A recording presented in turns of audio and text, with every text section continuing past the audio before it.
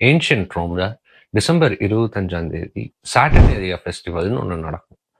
அந்த ஃபெஸ்டிவல் பாகன் ரிலிஜனை சேர்ந்த அந்த மக்கள் அக்ரிகல்ச்சர் காடான சாட்டனை கும்பிட்ற ஒரு ஃபெஸ்டிவல் தான் அது.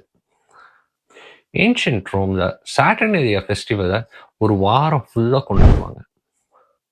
அந்த வாரத்தில் பாட்டு, ஆட்டம், கரிசோறு, மது, மாது எல்லாமே இருந்துச்சு. மக்கள் ஜாலியாக என்ஜாய் பண்ணிட்டு இருந்த ஒரு டைம் அது. இந்த சாட்டர்னேரியா ஃபெஸ்டிவல் ஹார்வெஸ்டிங் கொண்டாடுற ஒரு ஃபெஸ்டிவல்.